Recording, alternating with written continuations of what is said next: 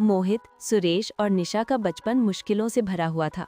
उनके माता पिता दिन रात मेहनत करते थे ताकि बच्चों की जिंदगी बेहतर बन सके। कम संसाधनों के बावजूद बच्चे रोज पढ़ने स्कूल जाते थे। रात में पूरा परिवार मिलकर पढ़ाई और मेहनत में लगा रहता था। धीरे धीरे समय बदला और बच्चे बड़े हो गए।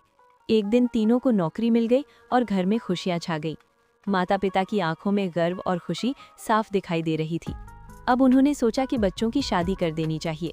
जल्द ही घर में शादियों की रौनक और खुशियों का माहौल बन गया।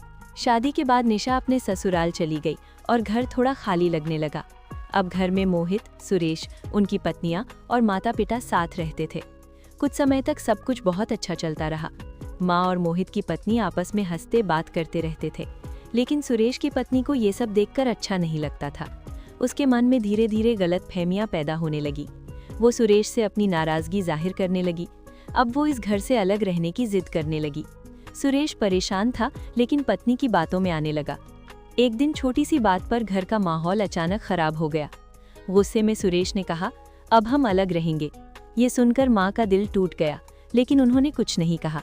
सुरेश अपना सामान लेकर किराए के घर चला गया। नया घर छोटा था, लेकिन उन्होंने नई शुरुआत की। शुरू में सब ठीक लगा, जैसे जिंदगी आसान हो गई हो। कुछ समय बाद खुशखबरी आई, सुरेश की पत्नी माँ बनने वाली थी। जल्द ही उनके घर एक प्यारे से बेटे का जन्म हुआ, लेकिन जिम्मेदारियां अब पहले से ज्यादा बढ़ चुकी थीं। सुरेश नौकरी में व्यस्त रहता और घर को समय नहीं दे पाता। पत्नी अकेले बच्चे को संभालते संभालते थकने लगी। धीरे धीरे दोनों को अपने फैसले पर पछतावा होने लगा। उन्हें बार बार अपने परिवार और माँ की याद आने लगी। सुरेश ने पत्नी से कहा, शायद हमसे गलती हो गई। दोनों ने मिलकर घर वापस जाने का फैसला किया।